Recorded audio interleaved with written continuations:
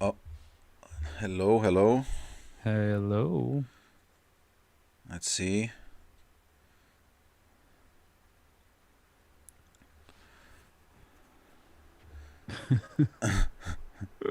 Are we streaming again? I guess so. It says it is streaming, so I would say so.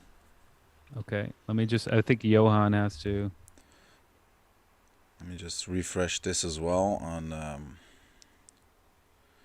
YouTube just to check if we're actually there. All right. He says we're live. He says we're live. Okay.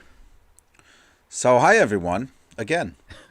My apologies for for the technical difficulties. We cannot neither confirm or deny what it was, but at least we're back. So my bad. Let us know in the chat if you can hear both of us. Yes. Let me check the chat out. I'm just trying. Well, I'm super excited to be back. Yes, Um, me too. I feel like these things just happen. It's the state and the nature of the universe to make sure when you're doing a live event something Yes, goes wrong. As absolutely. a performer, I'm sure you've experienced it in the wild as with these sort of online things. So I appreciate your relaxed nature in overcoming all obstacles that are thrown in your way. I wish it was. You make it sound very easy and effortless, but we learn with time. But yeah, I mean, there's no reason for panicking, right? And I'm sure that people will understand as well. All right. So Well, I mean, I think where we were before we were rudely interrupted by um, supernatural beings. I was asking you what you've used in terms of VSTIs, soft synths, and effects to supplement the hardware that you had in Brazil that you kind of started with. okay, so I mean, back then, it's hard for me to remember what I was using so far back, but nothing really crazy, honestly. I mean, just I wasn't since I had the outboard gear, I didn't really dabble that much into VSTs or plugins. I've been using UAD for almost a decade, so love their plugins. I'm happy that there's now so many other good, also emulations. Because 10 years ago there weren't that many. Um, but I've gotten more into the whole plugin thing more recently, really, especially in the last couple of years, because I was lacking.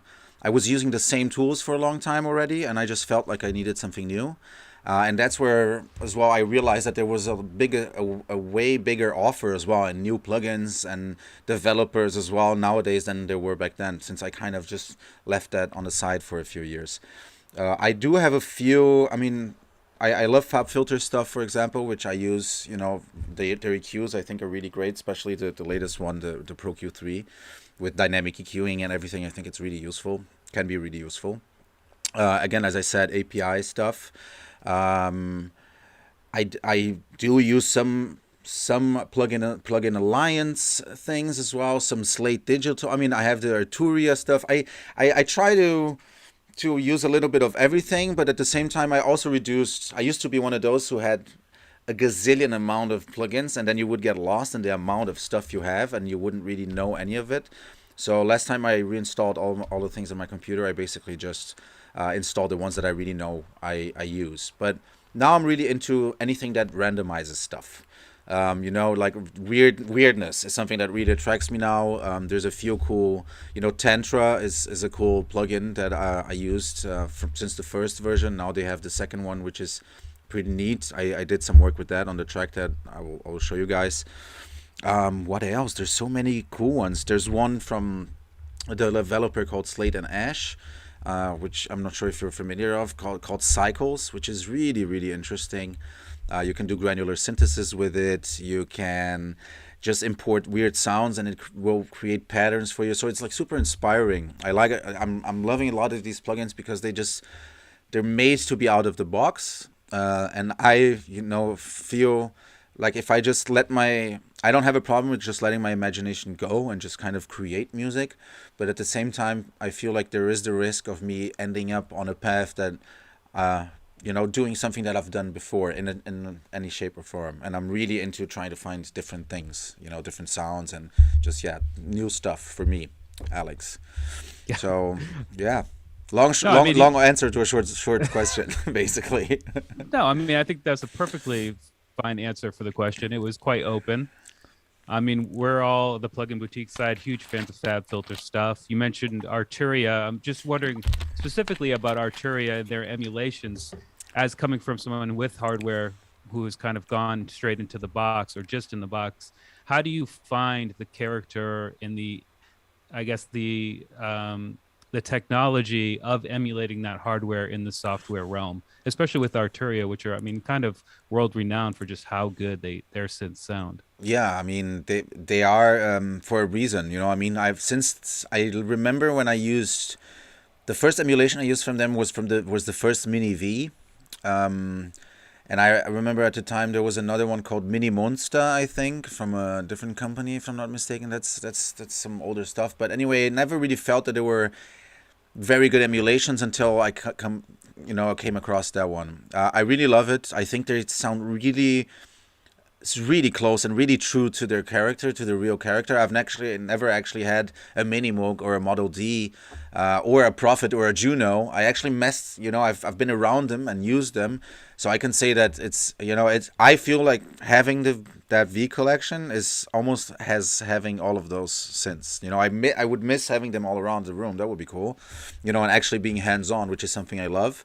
But yeah, that's basically as close as you can get, especially if you then get creative with some processing as well. You can turn them into big monsters. It's really cool. Yeah, so you're saying you have the V collection then? I do. Yeah. Yeah. I mean, that's a massive collection of Yeah. just wonderful, Yeah. wonderful instruments. Yeah. Yeah, everything. I mean, Juno Prophet. I use everything. And the Buchla Easel, even that one is one that I used in this track as well. That I'll be showing you guys. I love the weirdness of it. It's so different, and I mean, you with that especially because it is so true. I've seen photos of the real thing, and it looks and it feels just like the real thing. Connecting also, CV ports, and it's a really really cool thing. Nice. You've mentioned a couple of times what you're going to be showing us. Can you just give me a quick rundown of what people can expect in the coming up demo on the stream today?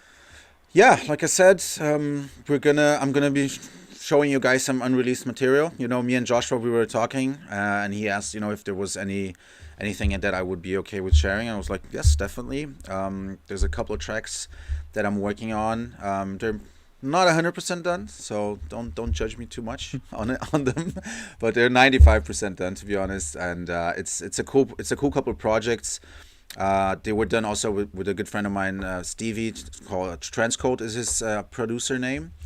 Maybe some of you know him. Hopefully, a lot of you. Really, really great guy and great music as well. And I think it's going to be a cool example just because we're what I just talked about trying to find new things. He's also in that same kind of vibe. So we were both just exploring, different sounds in both of these tracks, especially on the more hypnotic one, which is the one we're going to focus on more. And there's just a lot of little cool things in there, especially as me and Joshua were talking about yesterday about writer's block, which is something, that everyone goes through. And just as going through that, you get smarter and you learn how to deal with it, and you develop techniques and you develop little methods to try to deal with that. So we're going to be dabbling into that as well, because that is something that we both used on that track. I produced a track in a way that I hadn't produced in many years, which was just to first let me get inspired by the sounds of a new synth that I had just bought, and just basically record a bunch of stuff and then try to transform that, or find sense in that and make those elements work together until eventually we had this moment, which I remember very clearly, where we both like, oh, this is it, this is what we need, and then we started working from there. So. And of course, if there's any questions from whoever is watching, we're gonna go into that. Like I said, I'm an open book today, so 100%. On the note of questions, if you Yes. have any questions, people in the chat, just at Joshua Casper, and I will write those down, and I will be annoyingly interrupting Alex from time to time with those questions, and he will answer them live on stream today. Absolutely. So anything in general about him, his career, performance, production, whatever you want, today's the day to ask Alex your questions. You can Yes. at me or at Beatport, and we'll get to those. With that, Alex, I mean, I just want to let you get into it, but I do want to point out to everybody watching. You said these are unreleased or yet to be released, so we're getting sort of a sneak peek before the entire world of these tracks. Is that correct? Yes, yes. I haven't shown this to anyone. I mean, apart from me and Stevie, who made the track, no one really has seen this. This is kind of. I even talked to him. I was like, "Is it okay?" He's like, "Yeah, sure. It's not a problem." And I mean, Oh, okay. again, we're still working on them, but they're they're not rough ideas, but they're ideas that are almost done and hopefully will be released into the world. It could be that this is the only time you will ever hear them. That's how it is sometimes. It could be that sometimes they end up never getting released just because of many different factors, but hopefully they will. I'm really, really happy with them, so hopefully you guys will be too. I mean, this is a really, really cool thing. It's very rare that artists are so open with yet to be released music. So thank you. I'm looking forward to watching these demos. And Alex, I'll just let you jump right into it if you're ready. Absolutely, I am. Let's do it. Okay, let me go into OBS and let's look at my beautiful desktop. Let me open Logic. There you go. So this is the project that I was talking about. You guys can probably hopefully see that these are folders. So this is, you can see that in total there's actually 54 tracks on this, which is actually quite a lot. But I've done more, I've done less. I don't really hold myself, to that as well. Like it has to be this amount or that amount or whatever. I do it as I feel it. And this is what we did here as well. So I think I'm just going to play it through once so you guys can kind of get the vibe of where we're going. There's some really interesting things in here. I'll go over more or less each of the elements kind of just briefly. And what the intention was, why we chose the sounds that we chose, and so on. And in the meantime, if anyone has questions, you guys can shoot them our way, and we'll be answering them. Okay, so let me know if the audio is good as well. I'm gonna start a little bit further down here, and let's do this. I'm gonna turn this up a little bit.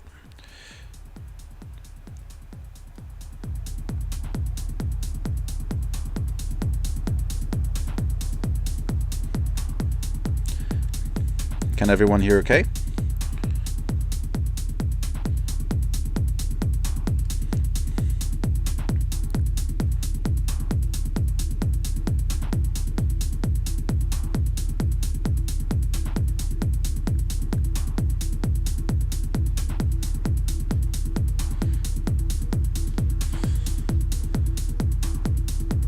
Hey, Alex, can you hear me? Yep, I can. I would just say, if we can turn it up a little bit. We can hear it. The audio is coming through just fine, but maybe a little bit louder. Okay, I'll just turn up. I mean, usually we shouldn't do this, but we'll just turn this one up again, like master channel. So let me know if this is better. I like that. Yeah, that's perfectly fine, man. Thanks. Okay, great.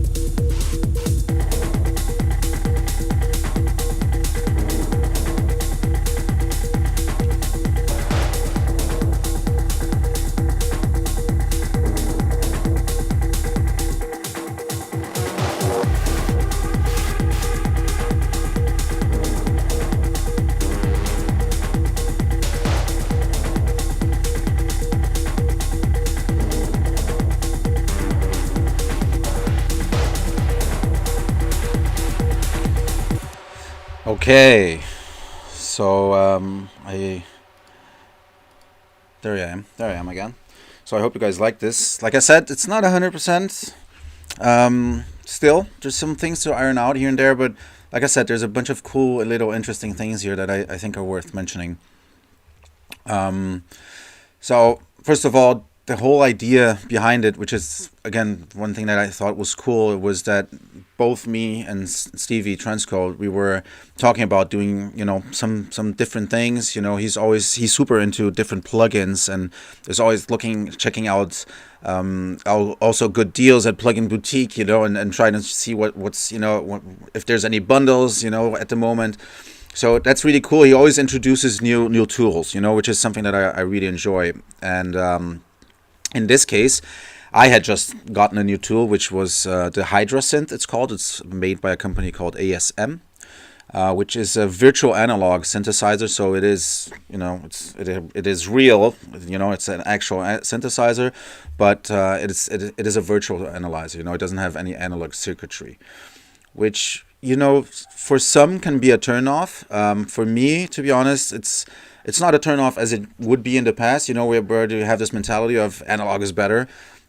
This allows so many different routings that because you don't have that circuitry, you can basically just route anything to anything, really. And that allowed us to create some really weird things, which is what we did. So the idea with this track is, okay, let's first just route some MIDI into this thing and try to find the weirdest sounds, and it has a random button as well, which is pretty neat. So you can just randomize, which is why I mentioned to Joshua that I'm such a big fan of anything that randomizes. It's just because you get so weird things out of it. So it doesn't randomize the preset, but it randomizes the values. So it's not like it's jumping between sounds. It's just creating weirdness, basically, which is amazing. This takes some time sometimes to get to a certain place, but it's amazing. So someone asked if I use Shaperbox. Not really, but it's a good plugin. So this is basically what we started with. This is the first thing we recorded with the Hydra, this bleepy weird thing. I'm going to show it to you guys, what I mean.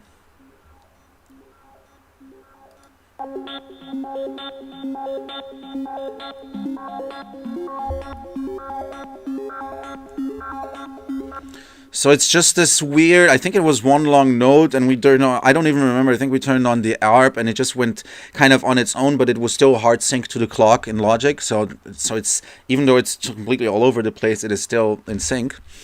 Then the next thing we recorded was this kind of groove, which was basically just 16th notes, or I think it was 16th notes with a delay on it. And then we just kind of, messed with the sound until we got where we wanted. And it's this really kind of left and right groove. Sounds like this.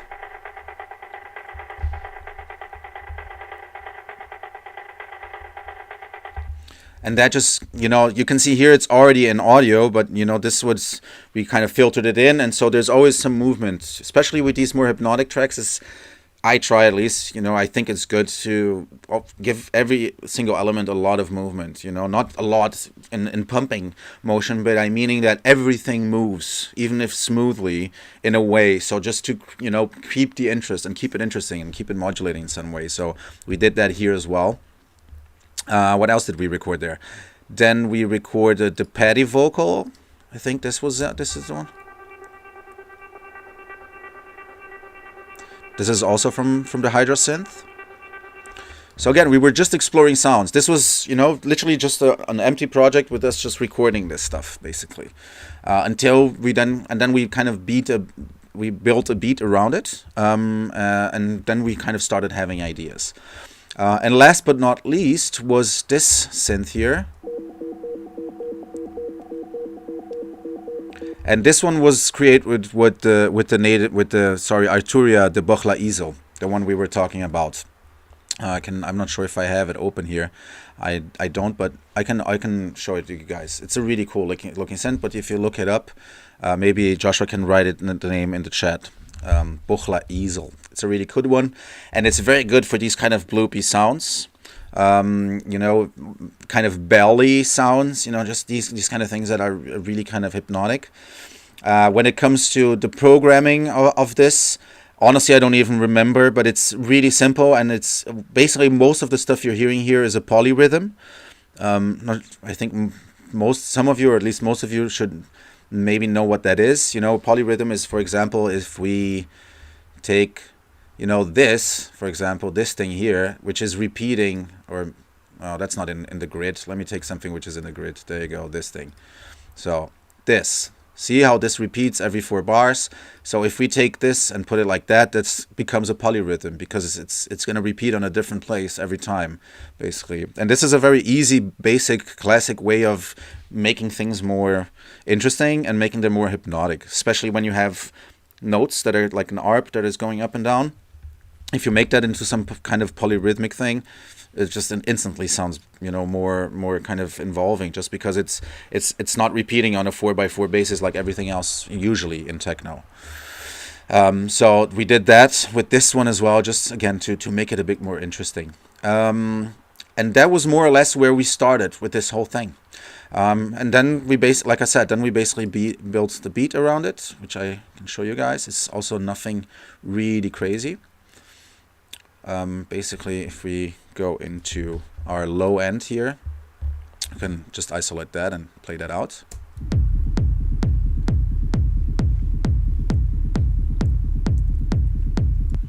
So let me just take this way. Yeah, see, it's not that loud. I mean, it looks a little bit, you know, over, guys, because I'm using this kind of zoom waveform zoom tool from Logic, but this is how it actually looks. So the signals aren't that, you know, they're not clipping or anything or that loud. I'm actually going to leave this off just so you actually see what is going on. So the kick, we just got it from a sample. Honestly, I don't even remember which sample pack it was. I think maybe it was one of his sample packs. Could have been mine as well. I just released a sample pack with loop masters and loop cloud as well, guys. So, you know, just getting that plug in. Basically what I do with this, and this is kind of the approach I have always when I'm dealing with low end, and you know, when I'm starting my kicks, I used to use Punchbox a lot from D16, which is a very neat plugin. You can create a lot of cool kicks there. I used to have another plugin that I forgot the name, which was just for making kicks. I love it, but I started working with Logic when it was Logic 5, and my computer was so bad that it wouldn't do any MIDI, so I just had to get used to working with samples a lot, and I truly enjoy working with audio. It's just something that I like. I have a lot of fun with it. So nowadays I tend to, you know, since there's so many good kicks out there, I really just tend to have a good listen. And to me, the important things is that the low end is right. The low end has to sound right, meaning this lower portion here. Everything else, you know, we can cut out. We can add more character if it's not bitey enough. But if the low end has to be right, you know, there's plugins for low end, but to me, it's easy to overdo it when you use these plugins, and then it gets too boomy. So I rather just have something like a starting point which is really good and solid, and then from there I can just, you know, take it further. So with this kick, if we listen in how it was before of this dynamic EQing that I did with Pro Q3. Oops, sorry, we're hearing everything, my bad. So that just a kick. There's a lot of kind of really, let me just look this is how it was initially. So that's the sample, basically. What I did with the Pro Q3 is I took a lot of the boxiness out of it, and also some of the kind of mids and highs a little bit. They were bothering me a little bit. I just wanted to, you know, I wanted to make sure that everything was, that it just had a nice curve. So I always tend to look for resonances as well. If I can find any of them, I will usually tame them out. But in this case, you can see that it's a pretty clean click. After that, I use Saturn from FabFilter as well. What I usually will do is I usually will either let this off to just let the low end through completely, or sometimes just very light saturation here, and then some more less subtle saturation here, and even less saturation there, as to get that click back. So if we turn this off first and then turn it on, you can see it's very subtle, but it's just to bring a little bit of the bite back and some of that kind of white noise, because it just sounded too muffled. And then last but not least, I used LFO tool to actually hold some of this boominess of it out. So instead of using that for sidechain, I use it as, for example, shaper box would be used, and basically, you know, shaped some of the low end out of the kick. You can see here the before and after. You see the darker ones are before, and it was just too boomy compared to the initial click of the kick. It was just too much for me, and you know, it just became too overwhelming. So I just shaped that out, shaved it to be more like a straight sausage kind of thing, looking thing, and that's the kick basically. Which is, you know, usually I would use kicks that have a bit more bite in the mids, but for this kind of more loopy, kind of hypnotic stuff, it's just these kind of kicks work better. Rumble is basically just, as you can see here, it's basically this kick. And what was done is just basically, see there's some little cuts. So basically what I do is I tend to create my rumbles from my kicks, just because then the tonal material basically is the same and you don't have a problem with finding the right key or whatever. And just, you know, it stays solid because it's the same sample. So of course this was treated in such, if we just solo this, I basically cut that kick and I kind of created a groove. Then a Pro Q3 to kind of cut out everything that I don't need. So then it sounds like this. And then last but not least, LFO tool, where I actually shaped the notes also into this. This is a bit almost overboard, but this was really to get it like to really cut and be really precise, because we really wanted that kind of rolling thing going.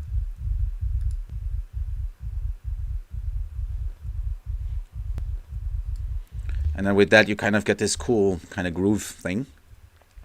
Then we have a tom loop, which is basically reinforcing this rollingness, which sounds like this originally. Then just put an overdrive on it. Pro Q3 just to filter everything else out. And then again an LFO tool. So I made sure to EQ this just over the rumble so that they're not really clashing. They're overlapping just a bit, but not really clashing. And then last but not least, we have kind of a groove loop kind of thingy, which is something I personally really like, because it gives the bass a lot of movement that you usually wouldn't get out of a bass, because the bass carries a lot of weight and a lot of energy. It's hard to make that move really fast, but with these overlays kind of sample things, you can just, you know, I've used hi-hats, I've used even the whole track, I've bounced the whole track and then imported it again, cut everything out, and then just left kind of that area to get that kind of, not pumping, but kind of movement. You see what I mean? So it's just this kind of weird loop. Again, EQing, took out some of the resonance there. Added this little guy, which I don't think they do anymore. I don't think this plugin exists anymore, but it's a really good saturator. Yeah, and also distortion, as you can hear. Then another EQ after that to, you know, hold that down. And then a LFO tool for the pumpiness. And then basically what you get with the kick is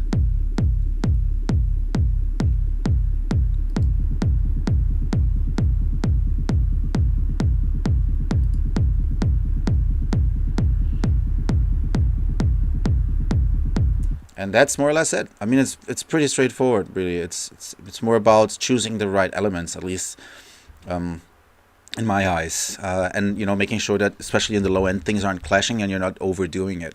If everything has their place and they're not really trying to fight for space, then it should sound good and it should sound fat. Yeah, less is more. One of those things, right? So other than that, we just have some like little channels where I do some little tricks, kind of, you know, like some repeated kicks, and then there's some reverse kicks, there's some repeated kicks, like these little fills basically that I did throughout the track as well, which were a lot of fun to do.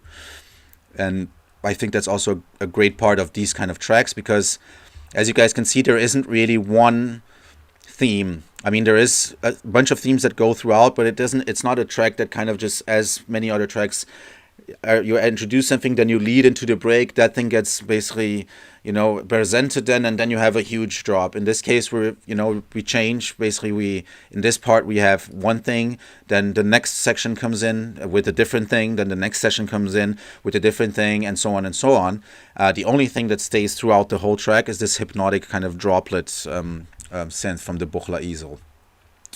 So yeah, other than that, for noise and just general atmos, I like to add these things as well. These are just weird drones, or I don't know, sometimes they also come out of synths. We might have recorded these on the Hydra. Honestly, I do not remember. I have to be honest, guys. Then the same thing with this.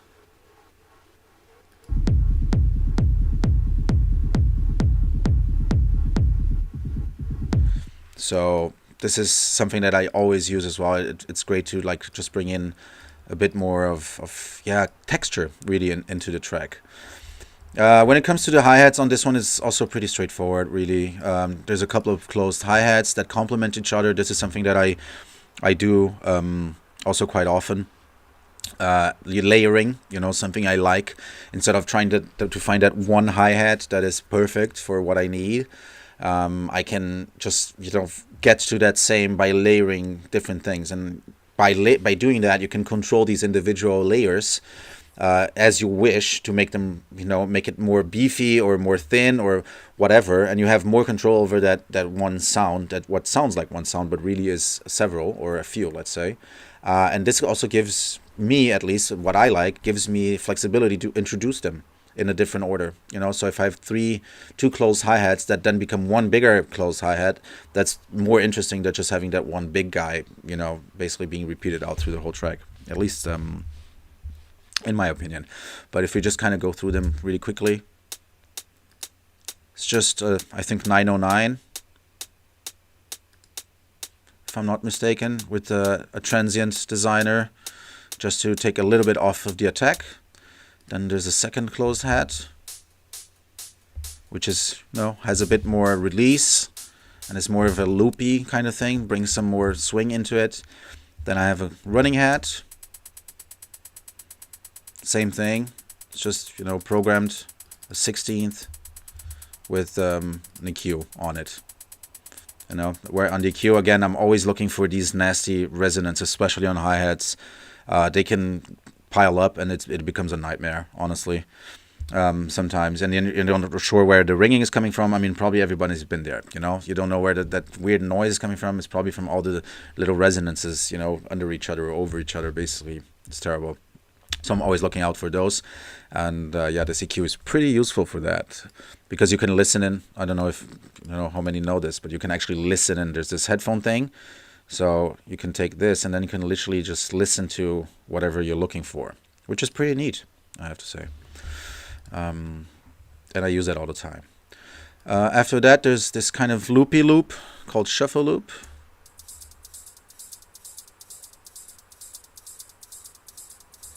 Which is, just that, shuffle loop. Then there's a famous 909.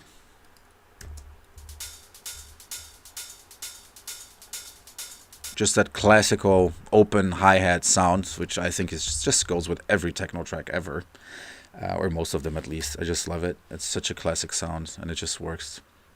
And then after that, we have a ride as well, which again is just a ride there with some low cuts, which it probably doesn't even need, and then some heavy side chaining. It would sound like this without side chaining.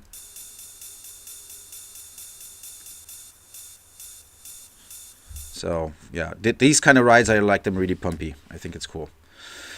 And then we have a short ride, which is the first one we introduce. They're also in different pitches, which I think is cool. The short ride is in a higher pitch than the longer ride. So you have the ding-ding, ding-ding, ding-ding, I think this kind of little detail also is interesting. Not a lot of people think about that. They just kind of throw the ride in there and hope it works. Sometimes changing the pitch of it will do wonders.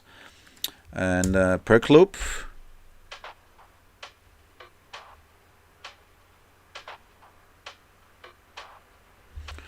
That's basically just a cool loop that we found. And then there's these claps at the end of every bar. which sounds like a shotgun. I'm so rip headphone users. I'm sorry if this was a bit loud. Not my intention. But that's kind of a percussion that it talks to another percussion. But if we basically go over all the hi-hats here, then we can have a quick listen.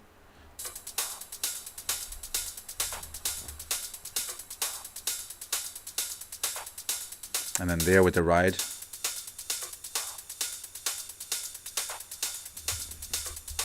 So yeah, quite simple really as well. After that, let me close this, otherwise it gets a bit crazy. Then we have a couple of perks that we use. Between like low perks, I really love low end kind of perks, like this robot perk, which is really also, if we listen to the sound of it, it's a really cool sound. I mean, I can't really say even why, I just like it. And it started live like this.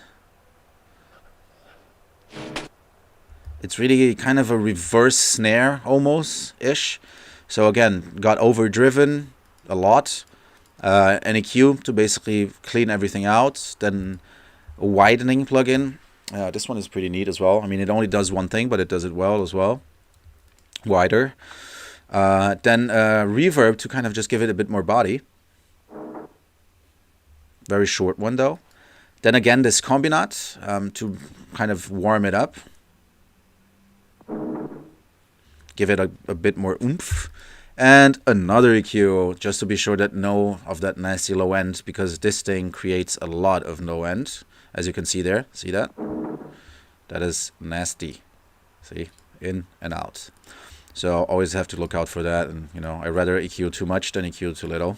And have, you know, these kind of things as well that they're flying around your low end and you're not real, you don't know why the low end kind of is too loose. It's because there's too much going on. Then there's this percussion.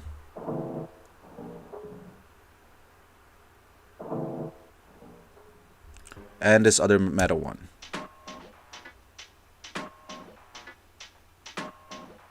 So if I just show you guys this together with the beat, for example.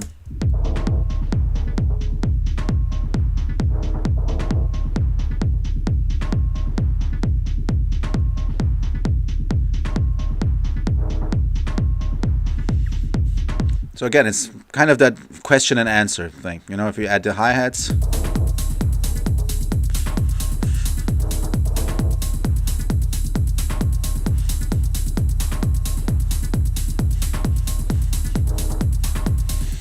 Again, super simple, but it works. You know, it's the little things. And again, this is something that I truly enjoy doing.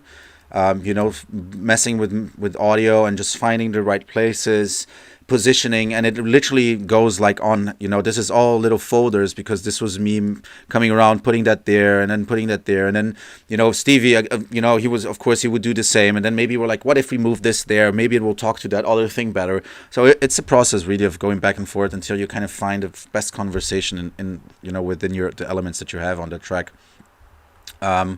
And after that, basically, is all the synth work, you know, which kind of makes this track, you know, if we just kind of loop it around here.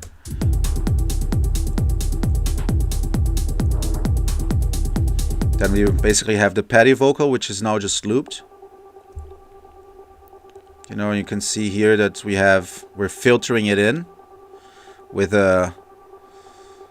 this EQ. You can also see here what I mean about the resonances. See, these will clutter your mix very quickly. So I always look out for those. I try not to kill them, of course, because otherwise you kill the sound. But I try to at least control them enough so that then I can make the general sound louder, if that makes any sense. You know, I'm controlling the peaks, bringing them down so that the whole thing, basically as a compressor would do, but in a more hands-on way. You know, since the compressor, you can't really choose what is, you know, the loudest sound will trigger it, and you can't really choose which one that is. So I rather do that with dynamic EQing most of the time through here. But basically, this is just one of those elements that is also going throughout and there. We talked about the other stuff that we recorded, and then there's the soft synths, of course. So there's a few one here that we used. Diva, I think mainly. Basically, we have these two channels from Diva playing basically a note, And the only thing that changes is the automation that was done on the pitch bend, basically, which then make them interesting. And I really like these sounds, both of them, because that's why I call them like epic synths. Because this one is really big, and I've used it in another track before. Maybe, whoever is listening can find that one out. I'm not going to say which one, but I've used this in a track before. This one, not yet. But the lower sound is it's much more cinematic. It's not the kind of sound you would usually use. So let me just kind of, without blabbering too much, go into so I can show you guys what I mean. So this is from Zebra 2, which is a pretty interesting looking plugin as well, and has some really interesting sounds. But if we look at this, you can see that it's just basically the root key of the track. The only thing I did was mess with the pitch bend.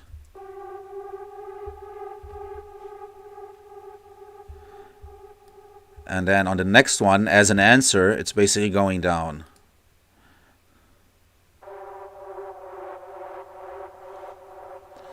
So this is the upper octave, then that is in the lower octave, as you guys can see. And they're kind of talking to each other. And then together with them, we did the same kind of question and answer going up and down, also with these notes on Diva, which is a really, really cool synth. So it has this kind of almost Dark Knight kind of thing. I don't know, I kind of like it. It's a really cool sound. So we then did this, basically.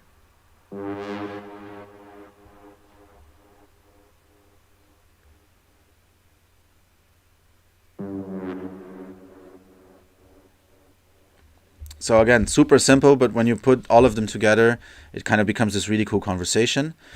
One thing that you can see here is that I have multiple channels called Diva Tantra, which is basically what we did, which is, again, something that I love doing that I actually don't do as much, which I did here just to kind of, why not? We might actually get something cool out of it. Was to record a bunch of these synths going through Tantra, which is a plugin. Again, I can show it to you guys. I think it's there. Yeah, this one. Sorry, this one. There's a version 1 as well, which is really interesting. It's huge. I'm not sure why the UI is so enormous. It doesn't even fit my screen. But yeah, at least it's good for people who have some sort of, eyesight problem. But really, really cool plugin. And basically what you hear here, these sounds,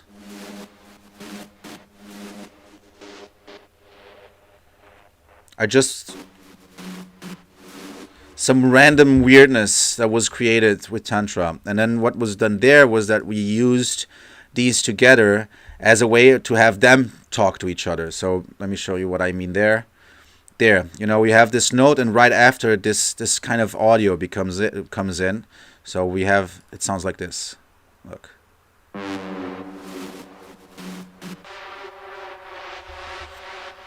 And then you kind of get this cool conversation, and it just adds a bit more complexity. It's an easy way of adding a bit more complexity and just making it sound more intricate, let's say, if we listen to the whole thing.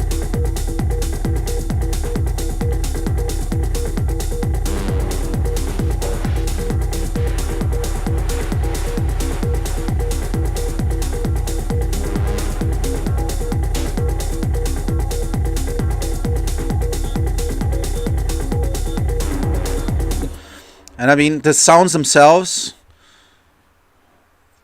I don't remember how, honestly, like I said, it's an old sound that I had saved, so I don't even remember how much I've went away from this plugin. You guys can check it out. But I mean, what was done basically is a pedal board, which is a interesting plugin from Logic, which is exactly what it says. It's a pedal board, really, for guitar pedals. So I added a high drive. It sounds like this.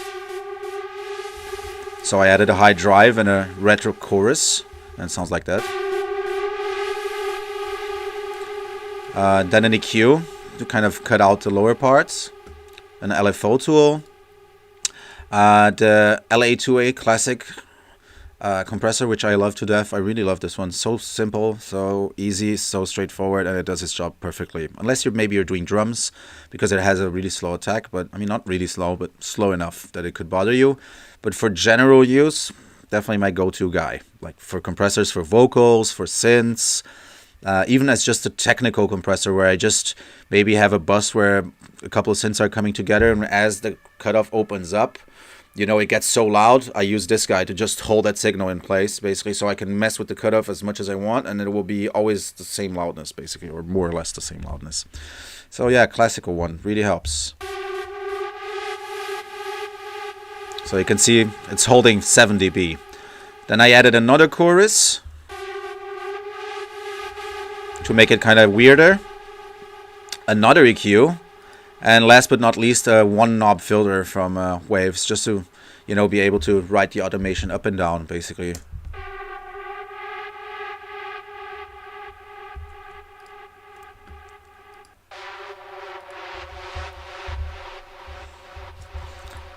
And I think more or less the same happened here. This is also just the dark saw EQ, just to take out the lows. LFO tool to give it a little bit of a dump, not really. You can see that it's not pumping too much. And another EQ, just again to be sure that, you know, there's nothing left in the low end there. You guys can see that I prefer to be safe than sorry. I end up using, thank God that it, you know, the Pro Q3 isn't too CPU hungry, because I use a lot of them. And this same sound, this one, is the generator of this sound here that comes on the drop, which is this huge bass note, basically. It's basically that with a lot of processing and some flanger, I think we use. I don't remember either of you guys. I'm sorry that I don't. This is like an older version already. I tend to, so it doesn't become too cluttered in my project. As soon as I'm committed to something, like, oh, I'm gonna use the sound, I usually bounce it into audio, and then I will delete the synth that made it, for those reasons, you know. First, to save CPU, and second, as a commitment, you know, training, let's say, you know. It's like, once you've committed to that, that's the sound, and if you change your mind, then you're just gonna have to delete it and go again. So this happens a lot, and yeah, it's a good way, honestly. It keeps me moving forward. And I'm guessing that that is more or less it. I mean, we have some effects here. In this case, it was just a distono riser we did in the Hydra synth as well.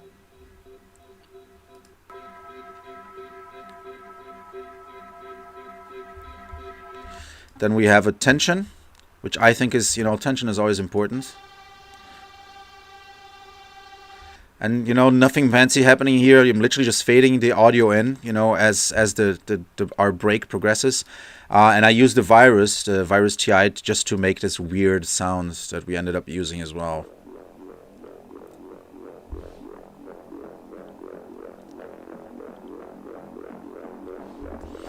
And basically that puts together the break.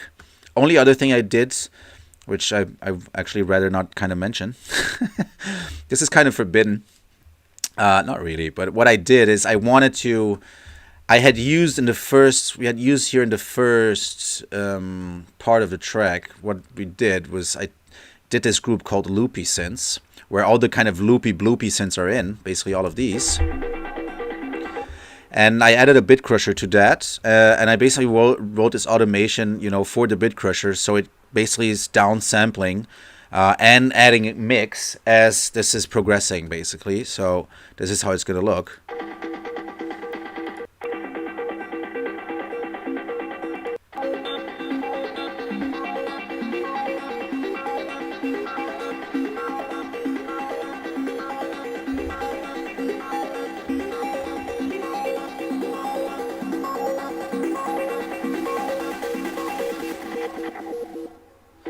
So I was automating resolution, downsampling, and mix, basically, just to, you know, make it, just to really mess up the sound and kind of make it really crunchy, just to kind of, you know, give it that closure as well when you actually drop it back, and then it's clean again, basically, and you kind of restart the whole cycle. So I wanted to do that in the break as well. But it was a lot to work with, just because there's so many elements. I didn't just want to throw this on the master. So we kind of did the lazy genius thing. I'm not sure which one of the both, but maybe both. I just basically bounced out the whole break like this.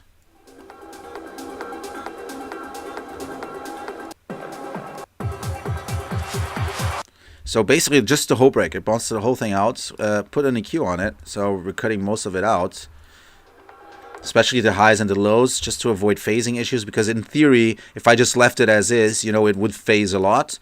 But the whole point here is to have this then bit crush down to oblivion, basically, which is what happens here. I just used this bit crusher from this Remix Effects thing, which is native from Logic.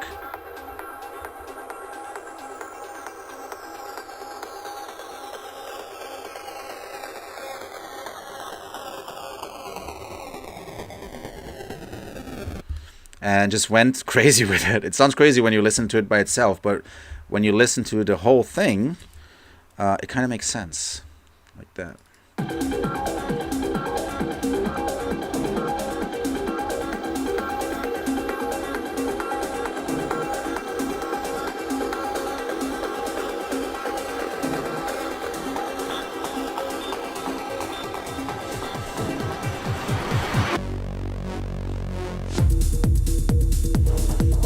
And then we have that drop. Again, just little things, you know, that I wouldn't also, me, honestly, I wouldn't usually do, but it was cool to just kind of, sounds cheeky, but break free of, you know, the usual a little bit and do something different. And just, not meaning in the sound, but meaning in the approach that we took. You know, it's very easy. I've been doing this for 20 years.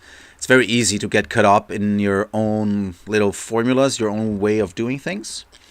You know, and you just get so accustomed to using a certain, you know, drum machine or a certain synthesizer, which is like your go-to guy.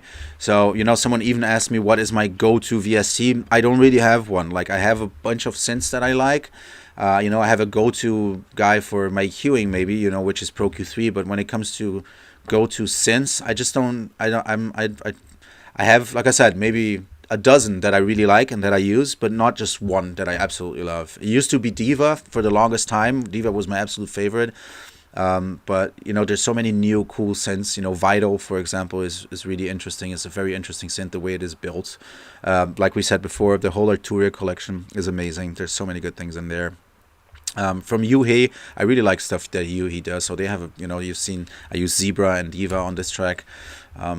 Yeah, I mean, it's just more or less about, for me, it was more about just trying different things, you know, because usually I would just, like, I think most of us would start with the 8-bar loop, you know, start with the drums, figure out that, and then move on to the next thing, and it had been the longest time since I actually just recorded sounds from a synth, from an external synth, and then just kind of built a track around that. Again, which is something that is I mean, it's easier said than done, of course. And, you know, not always it works, but it is a good way of, as we were saying, getting out of the writer's block thing, you know. And for me, I haven't really had writer's block in a while, but I've just haven't been super happy with some of the music that I've been making, which I guess is normal. Most of my colleagues as well, we're very perfectionists, you know, we expect a lot from ourselves, which is great as well, but it can become a bit frustrating. And to me, one of the solutions was like, look, if I'm not really like, why don't I change something? And I guess that was a really cool point, that I just, you know, decided to use a bit of different plugins, a couple of different techniques, you know, and just basically start from the other side. Usually, instead of doing the beat first, I'm gonna, you know, record these things first, and then I'm just gonna add a beat to that, see if that works, and then kind of, if that works, build a track around that, basically. So that's more or less the idea of this track. This track's called Unfold. Again, it is, I've played it a couple of times, got a really good reaction, which I really enjoyed, to be honest. And again, it's not 100%. There's some few things that we have to iron out, you know, but it's mostly there. And to me, it was a really interesting project to work on, for sure.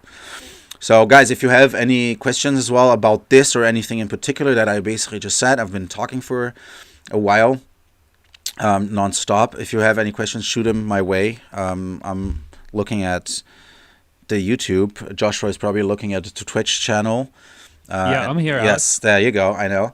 And you can probably maybe feed anything in if there's anything on that side. I haven't been able to get all the screens working, so that's why I'll tell you what, it's really impressive because a lot of the questions you have answered just throughout your presentation here. Oh, so okay, I mean, you've just been knocking them down even before they come up. That's good. Someone is asking, I think is a good question, and they're saying there's no kind of hook melody in this track, Yeah. and that might be a little bit different from your normal or stereotypical tracks, and they're just wondering, how that came about. Why is that? And, how do you decide to go the different way sometimes? Is it the collaboration maybe? Is it just how you were feeling when you were producing? It's a bit of everything. I think first of all, it's a great question, and I think it's a very pertinent one in the sense that us, we talk a lot amongst ourselves. I think it's really great that amongst us producers, me and my friends and the scene in general, there's a lot more camaraderie nowadays, I feel, and sharing than it used to be back in the day. Um, and we talk about this as well. And one thing that me and Stevie had talked about was that we both kind of love the sound. We love what we do. We love that kind of sound as well.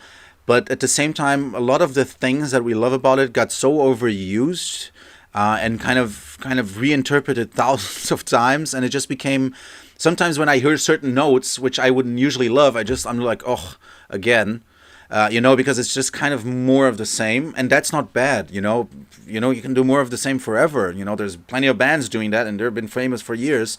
Once you find a formula, you can stick to that. But for us, a lot of us at least, it gets. I'm not going to say boring, but you do miss, new things after a while. And again, especially after 20 years of making music.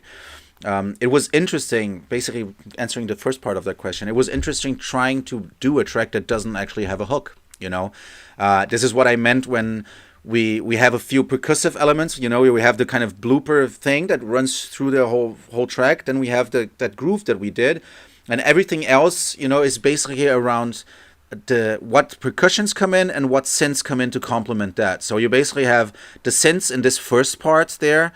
Then you have no synths but percussion there. Then you have more percussion and some different synths there. And then you have less hi-hats and less percussion but synths again there. So it's, it was almost like the track was created in different blocks, which wasn't really. We didn't create these blocks. We kind of just structured it as we were going along, as we felt, this should be coming in right now. This is a moment where, a little filler should come in. So it is not the easiest thing, I have to say. I have had a hard time in the past making tracks that don't really have a hook. But I think the important part when you're trying to do something like that is to focus on, does it make you move? It's just the groove has to work. If you get that going, then you can, with these conversations that we can create between elements, with this back and forth, it keeps it interesting, and then just with the little modulations that you're basically doing up and down, bringing that synth in again, one of the loopy synths, we did a simple, like the simplest thing is what works best, there's where is this one? There's another one called lower something. Oh yeah, it was before, but this one, actually we at this point here, it's actually an octave lower. So this is in one octave, and then to change it up, we put it down an octave and then back up again. And then here, where you can see it gets a little bit thicker, then it goes an octave even higher. So the rhythm itself doesn't change, but just to keep it moving and keep it interesting, we're switching octaves. We're going. So it's more about those little changes, I guess. And it was something that we did intentionally. We just wanted to see what would come out. What if we try to do a track that none of us both really would do, since we're both more melodic guys, and we're like, look, everyone expects us to do something melodic. Let's not do that. It would be cool if we did something completely different. And that's how the idea came for this one, and that's how we approached it. I think it's almost counterintuitive when you hear kind of a more minimal style. Someone who's not into production might think it's easier to go that route, and really it's a lot more difficult to keep people yes, keep the track moving as as a story, as a narrative, to keep things interesting. And then so props to you. I mean, I think everybody watching is digging the track, so I'm happy they are, man. And it is absolutely true what you said, that whole thing of less is more. That is so hard. Like it's something that you never really arrive. You just get better at it. But new things, new challenges come, and then you kind of step up, and then you try something else. And making a track work without a proper in-your-face hook is so much harder than writing a track which has good drums, has a good beat, and then you kind of just figure out those good notes, a cool sound, and then you basically I've written tracks like that, like Disclosure, for example. You basically have that one bass line, and it's just that's the only thing that gets explored. It's a more simplistic track, But at least you have just that one theme. But that's easier than doing no theme at all, and still keeping it moving, which is also why this track almost doesn't have a break. It has kind of a 30-second moment there where we kind of let off, and after that it goes back into the beat, because that's what it's all about. It's just keeping it moving, because there isn't really nothing to be presented apart from that. Yeah. So, yeah. Another question came in. Absolutely. Alex, and they're wondering about mastering. If it's you do it, if you send it out, who do you send it to? And just, I guess, your general thoughts on the subject. It's a very hot topic in the producer world. Yeah, it is. I mean, it isn't so much to me. I used to do my own mastering for many, many years. Sometimes I still do. I still do my own masters when it's just to test the track out. I just do my home master. Basically, I have a little chain that I use. I can even, get into that if people really want to see it, but it's pretty simple, honestly. One thing that is important, I think, to add is that the way I produce my tracks, the way I make music, is that I'm mixing as I'm going. So I don't really have mix down sessions. So the way you're listening, I will just add a limiter to this and go out and play it the way it is. And this is something I've always done, or at least as long as I can remember, just because it makes life so much easier. If you want to change something big in the arrangement, I don't have to go back into a production session and export that into a mix down session and then export that into an audio file. But touching on the subject of mastering, I don't do my own mastering anymore when it comes to my releases.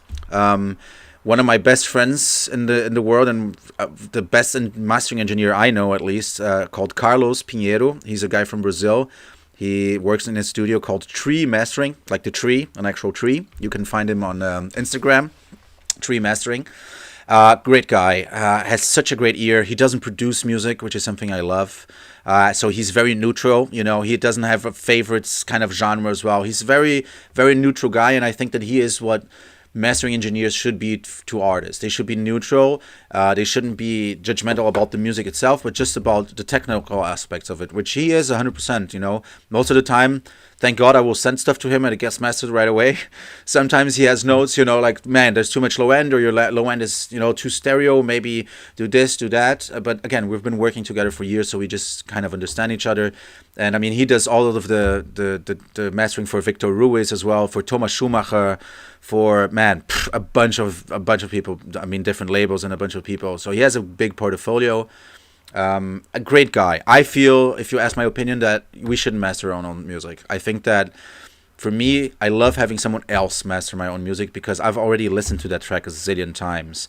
And when I end up trying to do my own mastering, it will sound good, but there will always be something else that I could do. And there's this. It's harder to commit to, like, okay, this is the last one. Then you end up with version 8.9 and da da da. And with him, it's like, okay, I'm happy with this. I'm gonna send it to him, and it's gonna get done. And once it's done, that's it. Of course, I can recall and I can have him do another one, but there's only so many of those you can do before the friendship ends, or before he basically hangs up on me.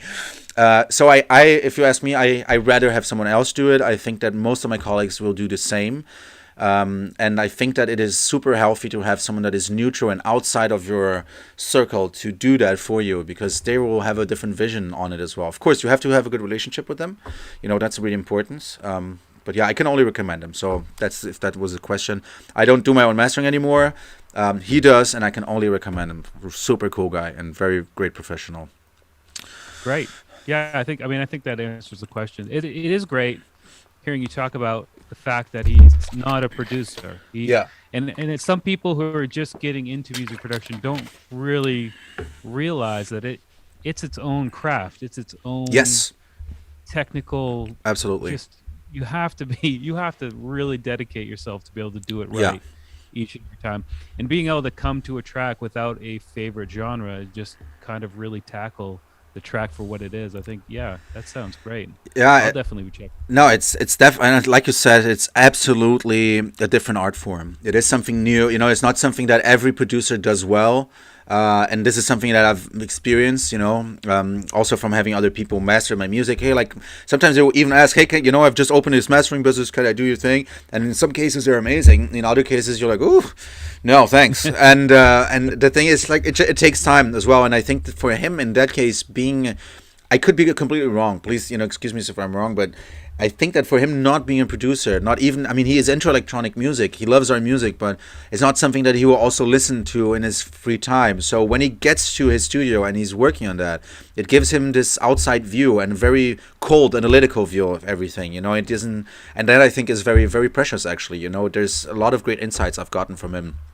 Which made the tracks a lot better, over the long run. What else? Do we have any other questions?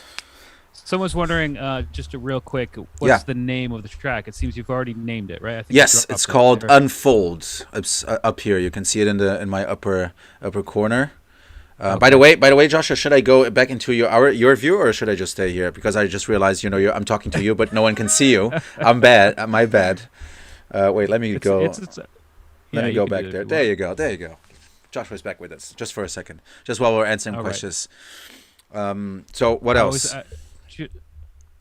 I've just had another question I'm trying to find. What advice do you have for the budding techno superstars out there to kind of find their own voice when producing music? Again, a bit of it's not really a tricky question. It's just sometimes with that one, you usually don't get the answer that they're looking for.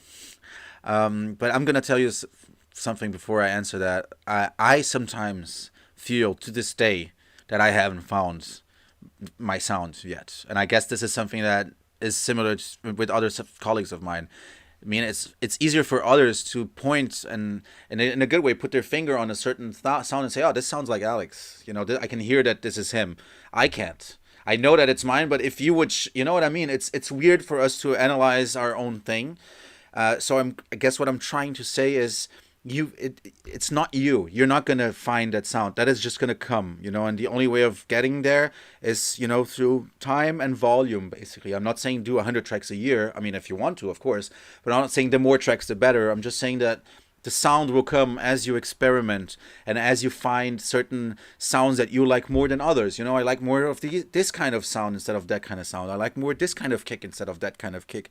And with time, with that volume, you'll start gravitating towards these elements that you like more. And then that will sound more like you, more and more, over time. And until you get to a point where the way you produce a certain track, which is something now I know that makes a difference, even when I do collabs, sometimes we'll hear and we're like, it sounds like you were in the studio, the way things are, the way the arrangement happens. And it's just, it's not something I'm trying. It's just me sitting down and doing my thing. But it's basically this, my screen is going to turn into an amazing resolution now, guys. Wait, sorry. I think it's back again. Yeah, today I have a third screen here that turns off by itself sometimes. And that changes the resolution of my main screen, which is the one we're streaming. So I might have to pull that one out. Today's the day, guys, for the studio to be acting up. Let me just pull this off, and then we'll go back there. There you go. So that should be fixed now. Let's go back. Let's see. Okay, are we there yet? No. What happened? It looks frozen to me, but wait. Oh, I think we're back. I think yes. I think my computer's having a bit of a hard time, but I think we're back. I'm just gonna have to change my the resolution on my Logic screen because otherwise. But basically that was it. Well, I think also the sound just evolves over time. Yes. You as a person evolve over time, and it only makes sense that the music you create evolves with it.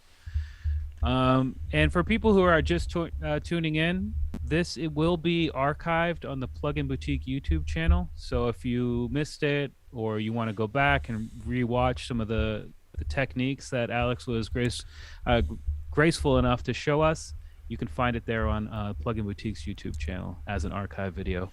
Awesome. Later today and for the future. For perpetuity, or what's the word I'm looking at? That's the word. Perpetuity. Right? Perpetuity, yes, forever basically. As long as there is an internet, this will be online. That's right. I actually. So Alex. Yeah, go ahead. No, sorry. No, please, you. No. Okay. We're being so polite here, man. I have a couple. I'm on YouTube with my phone. I saw that there's a couple of questions there that I might want to answer. Sure. So let me just take them in order. Someone asked, what was the reason you moved to Germany, and did that play any part for you in getting signed to Terminal on M and Filth on Acid? Good question. Um, why did I move to Germany? Well, many, many reasons. I'm going to try to make it as simple as possible. First of all, I have the German citizenship, which makes it a no-brainer. I don't have to think about visas. That kind of just makes it possible. When you think about it, you don't have to think about that part. I have some family here as well, not in Berlin, but way, way in the south of Germany, which is where I was living when I was studying at SAI in Frankfurt, doing university, my audio engineering thing. To be absolutely honest, full disclosure, what happened was that as I grew in Brazil as an artist, and I started gigging more and touring more, I started touring more and more internationally, basically, to the point where then I was living in Sao Paulo and then leaving on a Thursday to go play in Lebanon, come back on Monday, and then leave on a Thursday again to go to South Africa, and then come back on a Monday, and then leave on Thursday again to go to Canada, and I was literally home maybe 2 or 3 days a week, and I was playing in Brazil maybe once a month. And the more I started playing outside of the country, the more serious and the more into the real kind of techno I got. The more serious the sound got. And at that time in Brazil, it wasn't the easiest sound to sell, let's say. It wasn't Yeah. that, people weren't that much into it. They were into other things a little bit more than that kind of more Berlin or loopy or kind of more, let's say, what they would consider as more aggressive kind of techno, which it isn't really, but anyway. And at one point, I just kind of asked the question, like, why wouldn't I just maybe move to Berlin and it's gonna be easier, instead of traveling there 3 times and then back, I'll rather just come to Brazil once or twice, go to Brazil once or twice a year and be located. So that was the main reason, just being closer to the action, let's say, Yeah, which I I think think. is. Go ahead, sorry. Well, I was going to say, I mean, I lived in Brazil for 10 years, and I don't think I ever heard a car pass with techno on. So I Yeah, was wondering how yeah. I mean, It, you really kind of overcame some hurdles there. yeah, I mean, there is a huge market for it. It's just a different market in the sense that there's a lot of people who love techno there. Like there is a huge scene, but it is different. It's not so ingrained in the daily life like it is here. In Berlin, you have 280 clubs. Probably 200 of them play techno. In Sao Paulo, we have one techno club. There's 20 million people in that city. There's like Yeah. one or two, maybe two. I don't want to be unfair, maybe two or maybe even three. But there are many parties, but these parties only happen once every 2 months. So for someone who's living there, it's hard to basically just be on that basis of like, oh, and then when you play one year, on the next year, you don't really get booked again because they want to change up the lineup. They don't want to repeat artists. So in Brazil, it became the situation where we were reaching out more and more, traveling more and more, and that just made more sense to me. When it comes to it having anything to do with the signing on the labels, yes and no. Um, the way it did influence me was in 2 different ways. One was that once I decided I was doing this, I sold all of my stuff and I just came and I had a mission.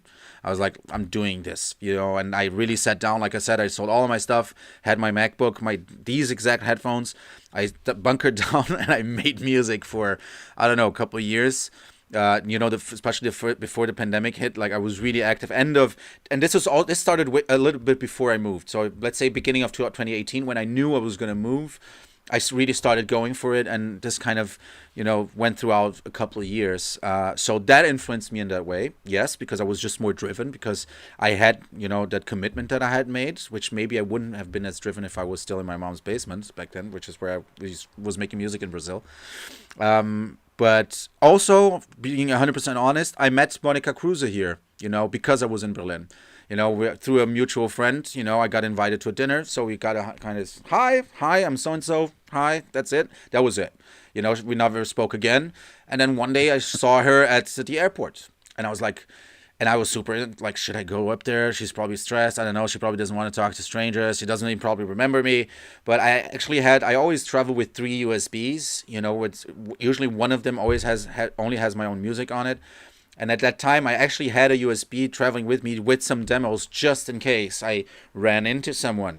I did. So I basically went up to her at the airport, gave her this USB. Hi, I'm so and so. Remember me from the dinner? Yeah.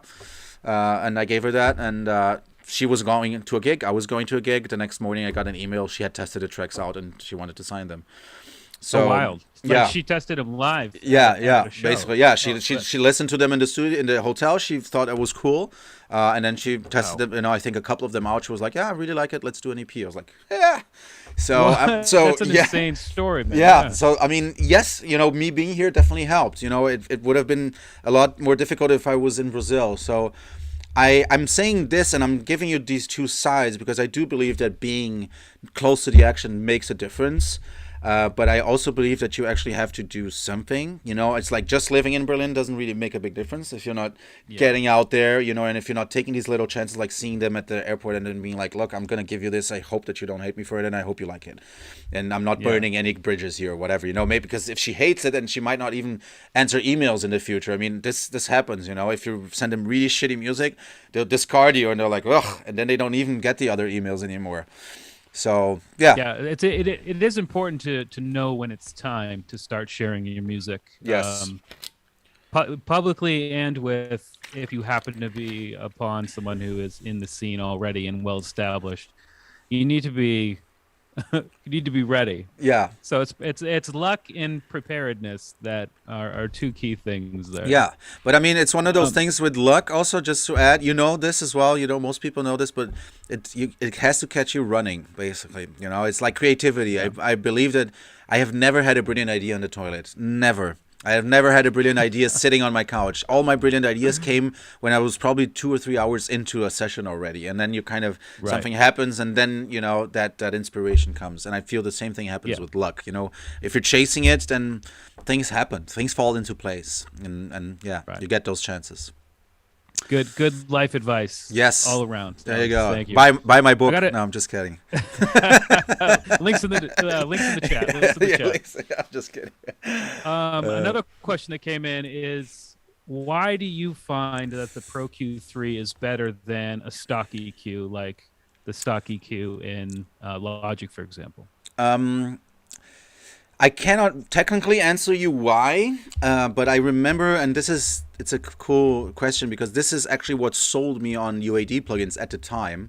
I went to a friend's studio in Brazil, and I was still using most of the native plugins from Logic, which some of them are absolutely great, most of them actually. But when it comes to the really precise things, especially with what I do here, for example, which is like looking out for those nasty like resonances.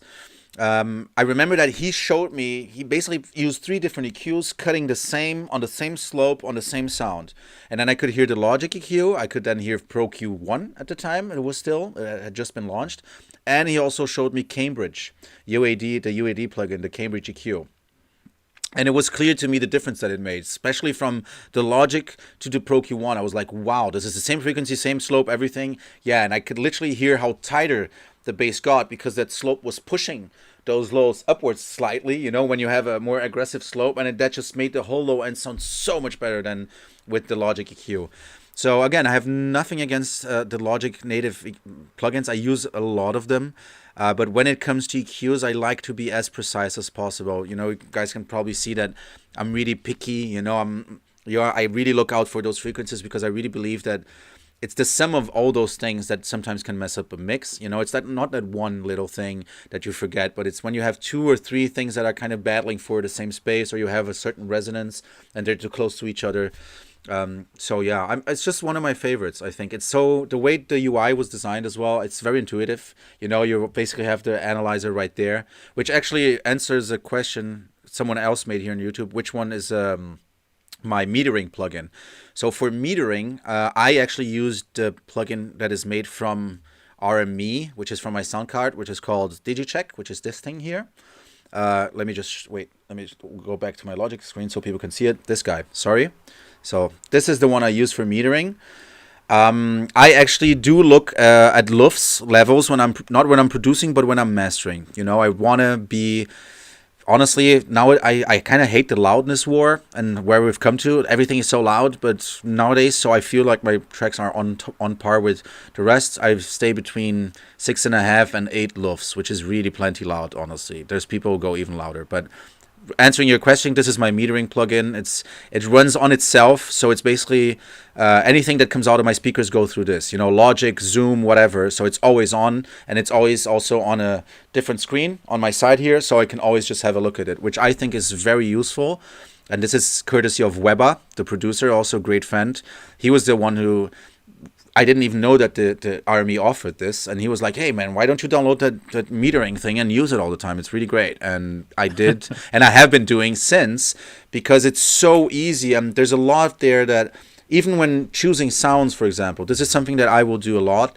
When I'm choosing sounds for my hi-hats, for example, I will try to choose sounds that all live in different little areas on my frequency range so that they don't clash. And that when you put them all together, you get a really full, nice, thick kind of hi-hat, or in this case, a mix, because all of these elements are kind of positioned and chosen as to where they sit. And over the years of using this and just listening to the different elements, I've kind of made up this database in my head where I know when I listen to a certain symbol where it's sitting, and I don't have to check, nowadays even more. But I would use this even using when I was choosing samples for my track, okay, this symbol, okay, there's like it's on 8K, super strong. Okay, so I don't need anything else on 8K. So I would either pitch them up or down or choose different samples that would sit around that so that we have a nice, like choir, let's say, instead of them all screaming behind each other or something like that. So this is something that I think is really interesting of using a metering plugin all of the time. So you always can check your levels, and you can always just keep an eye on if is there anything standing out, is the low end not right, and it also looks cool, just to be honest. So yeah, when this thing is on, it just this thing is always lit up, and it just looks cool in the studio. So this is something that I use a lot as well. Nice. So let's go back to you. Yeah, those were the questions. Oh, he thanks me. You're welcome, man. Those are the questions that we have on YouTube. Do you have any others on Twitch? That's pretty much it. I think we've covered most of the questions. Alex, is there anything awesome. else you wanted to go over? Or are you? I mean, when it comes to this, if you guys are up for it, we can look into the other track that I've done with him, which is also unreleased. Since it's a bit busier than this one, I probably won't be able to just go into absolutely everything, because there's actually more channels on that one than on this, because it's a bit busier. But it is a pretty cool track as well, and there's some cool things in there as well. So maybe how about you go ahead and just give us a playthrough, and then maybe hit some of the highlights of things that you found were really interesting, or you were impressed with yourself about what you've done inside of it. Sure, let's do that. Let me open that project here. I would love also to play some older projects of mine, but I guess because of the copyrights and everything, is a bit anything that has been released isn't ideal material, which is a bummer. We'll make sure everybody should go to your Beatport page and your Spotify page and listen to everything. Yes, please do. The entire discography, because it is really good. Thank you very much, sir. I really appreciate the compliment. Someone asked me if I'm going to Miami anytime soon. Nothing planned, but hopefully soon, man. It's been almost a decade, I think, I've been in the US the last time. It's been way too long, guys. It's been too long. Let's do it again for sure. Yeah, so any party promoters in the chat. Yes. Hit me up. Exactly, hit me up.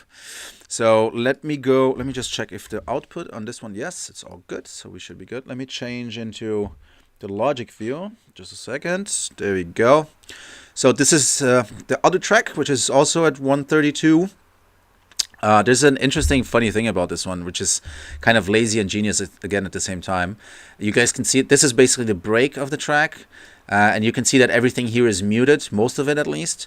And what we wanted to actually kind of wash out the whole thing with the reverb, and just add a lot, do a lot of things do a couple of things to a lot of different elements. So since I didn't want to group them all together, send them all to a bus, or put any effects on my mastering chain or my master chain, I literally just bounced out the whole break as is, put that into a new channel, and then did whatever I wanted to do here. I think it's the first time I've done that. I know that other people do that as well. It's just I never really thought about doing it because I was like, oh, that's very lazy. But I have to say it's very practical, and it kind of works on this track as well, as you'll see. Anyway, let me run over this and let me know if this is if the volume is good enough, guys.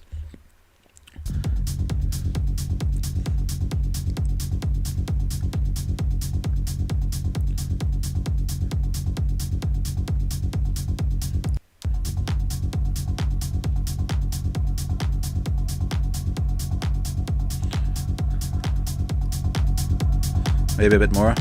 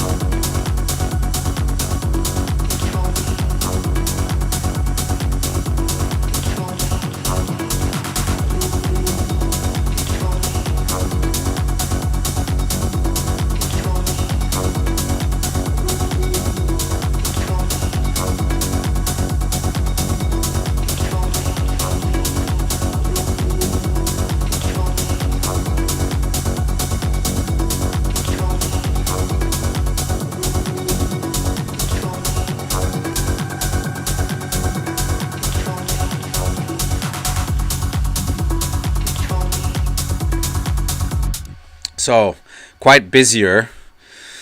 Different kind of track altogether, really. This one has 69 channels, LOL. But yeah, I mean, this is a completely different thing, really. We went for something different. As you guys, saw, there's a lot of vocals going on. The idea basically started with this vocal that we found on. Control me. I believe it was on Loop Cloud, actually. I would have to double check, but I most probably did, because I know it's from the same pack that I've already used a different vocal. I love the voice of this person, whoever recorded this. I don't know her name, but your voice is awesome. And I've used it, I think, on 2 or 3 different tracks already. So we kind of just went for that. I was like, I know that one's really good. We just went through all the different things that you said, and then Control Me seemed like a good one. So we just put that in sync as well. So that's kind of the starting point of this track.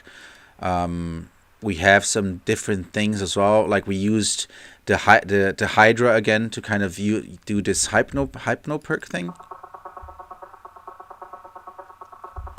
which is also, one of those kind of percussive elements. Sounds like this usually. So we added an effects rack. Let's see. Hopefully, please don't crash. Please don't crash. Okay. With the decapitator and the micro shift from Sound Toys, a transient designer to get rid of the sustain. Then a Pro Q3, kind of cleaning it up. And taking care of those two. I mean, they're not being listened to now, but once it opens up, they will. So I'm just taking care of those resonances again. Adding a Valhalla as well. Then a widening tool. And an LFO tool, last but not least. And that's kind of also one of the main elements. But this is also a track where there's a lot of back and forth going on in terms of conversations, of elements, basically. We have this cowbell, which is actually from my own sample pack, from the one I released. So there you go, Joshua. This one is directly from the source as well. I actually just remembered that today. I was like, did I use any of my own samples? I was like, yes, I did, this one. So there's that, which is a big one. I think Freddie Vahy. Hi, Freddie, how are you? He actually asked a question on YouTube. I know him. I think you mean these bass stabs. Let me see if this is what you mean. He said, I love those deep saw one shots you make in the track. What do you automate when you go for dark and eerie sounds like that? Usually when it comes to dark and eerie sounds in general, they're not going to be super bright. So you can usually get rid of all the high end or most of the high end, This will make them sound like they're further away. They're not as clear, and they're just going to sound more industrially and kind of more, most of my kind of industrial shots I make with snares, which then I will overdrive and then add some reverb and then cut all of the high end out, and it looks more like this. And then you have a sound that sounds like, kind of this factory, kind of weird, industrial anyway. So let me know if this is the bass steps that you mean, but really simple stuff. Basically with this, it has an auto filter in. It's just a note, like one note of the bass, and it has an auto filter in, basically. See, so it's filtering in, and there's also some sidechain. So instead of doing bang, it just wham. Basically, it kind of does that, it gives it some movement, and literally that's it. And then just put it in the right place, so it talks with the other elements. In this case, it's talking to this trippy lead here.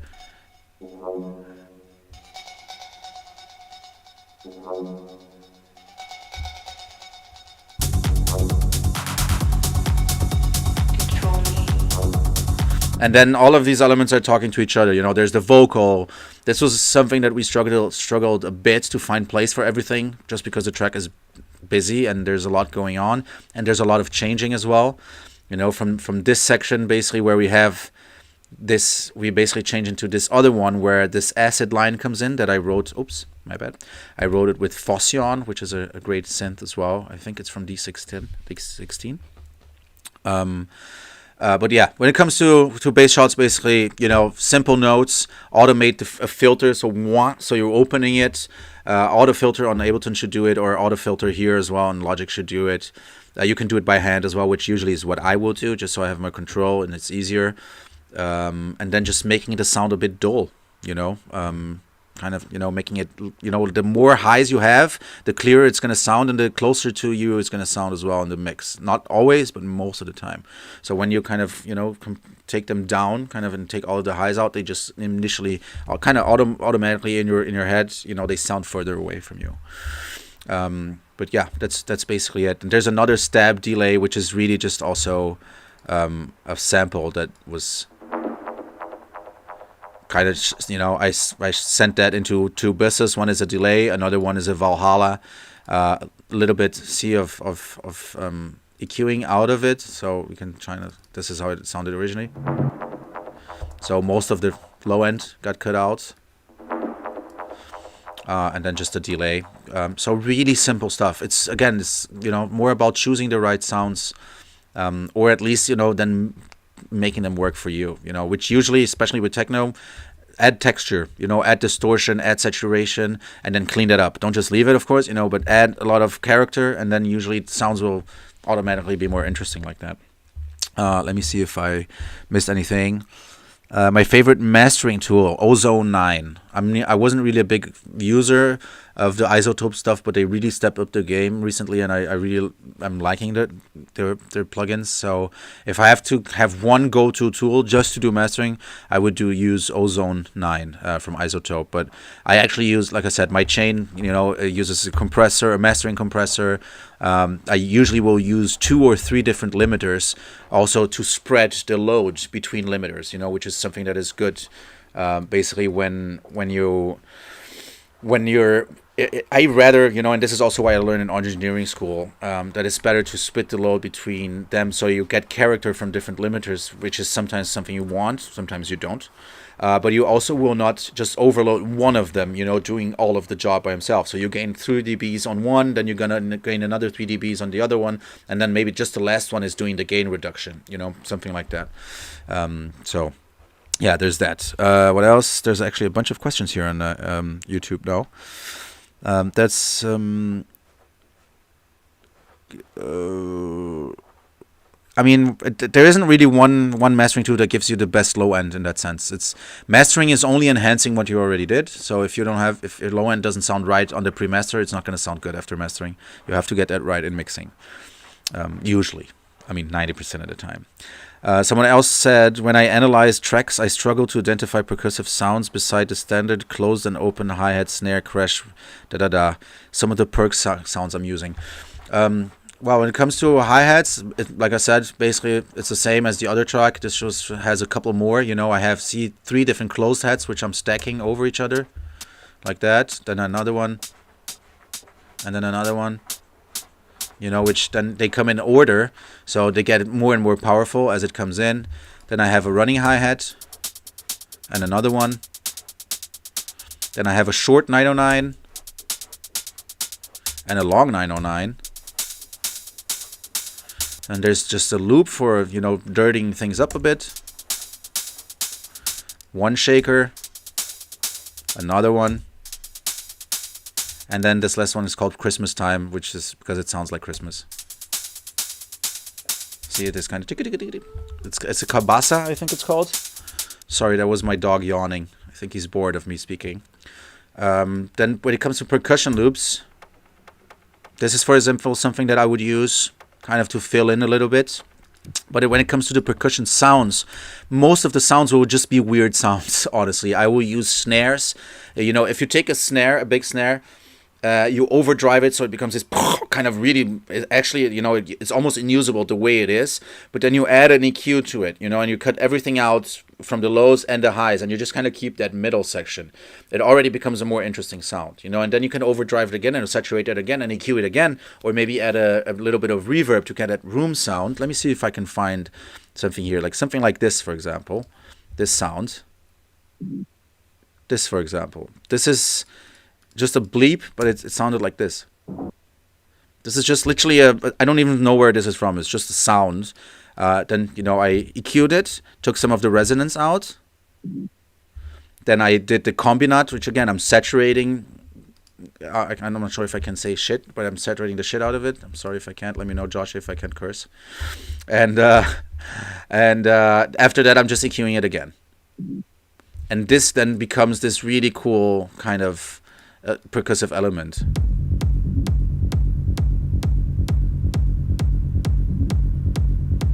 You know, and it's little things. Then I have some rolling percussion here. Oops, sorry, this one, for example. And then the biggest one is this kind of Eric Prydz sounding thing, which is really just a square wave synth with a little bit of FM added to it, like some modulation and a little bit of delay, and that's it. And really, this is the most important kind of percussion in that track. And then there's another hypnotic kind of one. This one. Yeah, this one we already talked about. So when it comes to percussions, be creative. Like, the sounds that you usually are looking for are not the sounds that you're actually looking for, if that makes any sense. Like, something that sounds like one thing is usually made with a different thing. That's what I mean. So I discovered a lot of these weird percussion sounds just trying out. Literally just adding weird snares and this and that, and then distorting them, and then EQing them, and then distorting them again, and then adding reverb, and then distorting them once more, and just kind of really going crazy, you know, off the hook. And then I really found some cool sounds, and nowadays I kind of know what to look for. But, you know, I mean, there's this thing that sounds, it's called the whale sound, which we also used.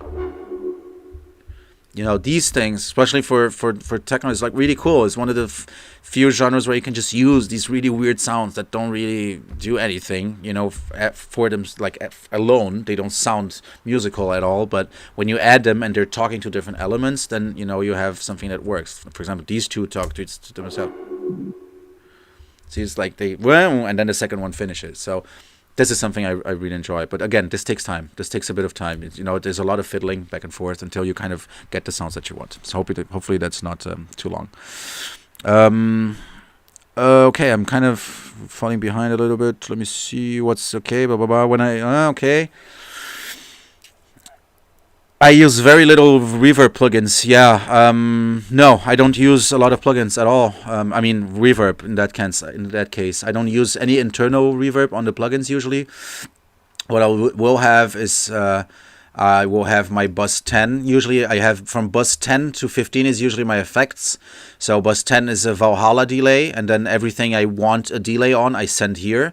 And the more I send, the more delay I get. Same thing goes for the delay. The H delay, which is one of my favorite ones as well. Then I have a smaller reverb here with a Pro R. I'm sorry, from Fab Filter as well. And then there's some other stuff here. But usually I will have one or two delay buses, one or two reverb buses, one big, one small, and that's it. And whatever I want on that bus, I will send there.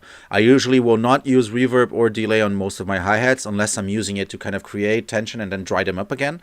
So I will not just have hi-hats with reverb on them all the time. That's just me, my opinion. I'd rather have them, I will just spread them out in between middle, wide, you know, between left and right. So I will use all of that stereo field and also sometimes send them back with some EQing, just cutting some of the highs off so they're not as crisp and they get sent into the bag. So I will use that, but I usually don't use reverb. Your reverb is mostly for synths for me and pads and atmospheric stuff like that.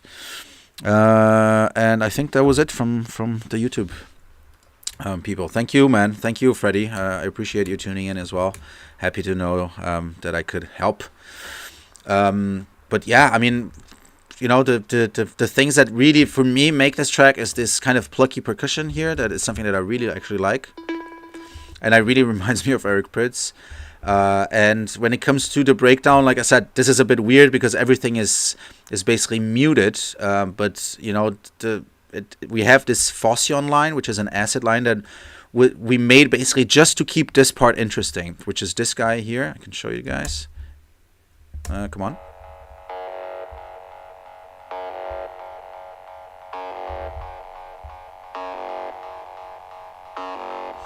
So this is just two notes, higher octave, lower octave, da-da, that's it, you know, and this is really just to fit in between all the other elements that we have to kind of bring more energy into this part as it goes into the break and into the breakdown. Let me just play this out again so you guys know what I mean. So here this comes in.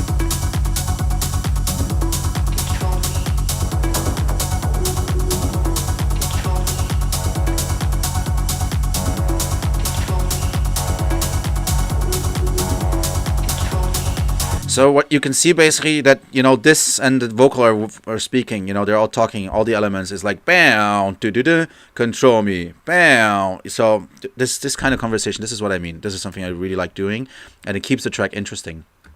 Same thing goes for the break basically, where this thing then goes further. And then I introduce this to make it more hypnotic. It's just a random vocal shot. Oh, our LFO tool is clipping a little bit. There you go. And this is just to kind of give it that left-right kind of craziness, weirdness, hypnotic thing.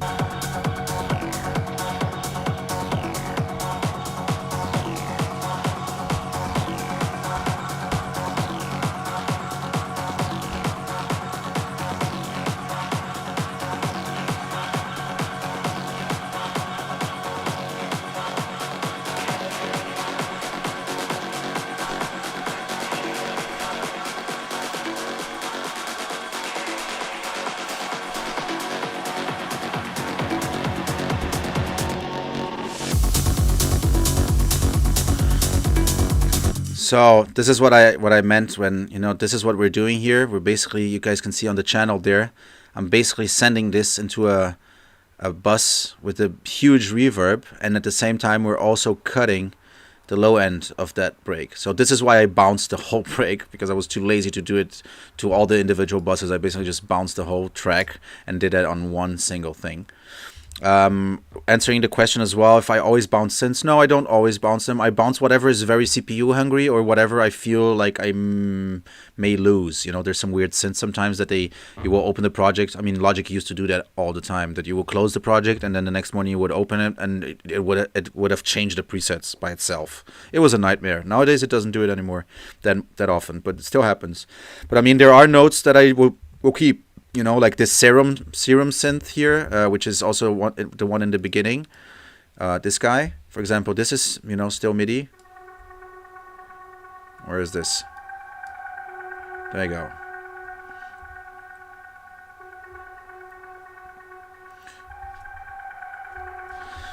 So again, super simple stuff, you know, lower octave, higher octave, and one semitone off. These little changes usually work better. For me, in my opinion, you know, the less, and that's because I come from, you know, the more melodic side, so I love melodies and changing and this and that, but especially for more rolling tracks, which was the idea with this track, it just works better, you know, the less change you have, the better. So we would just work in finding very cool sounds, finding things that we like, finding a vocal that we like. Then we worked hard on getting the drop right, you know, which has two different synths. You know, we have this kind of acid bass line,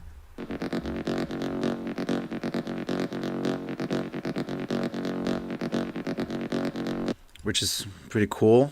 And then we have these two acid lines, which was our first version of the track, only actually had this on the drop.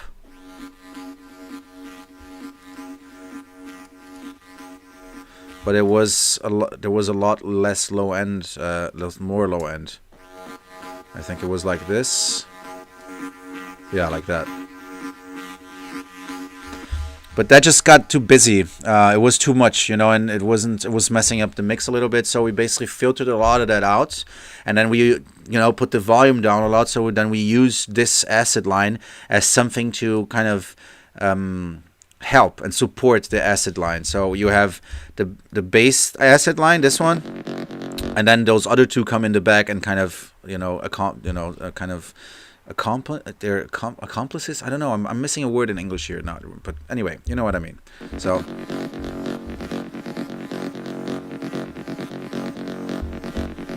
and that just keeps it crisp, you know, because I have a bit crusher on this as well. You can see I'm having a lot of sense. You know, I'm sending this to a delay, sending it to an effects rack which has a bit crusher on it. I'm sending it to a different thing which has another effects on it and another effects rack.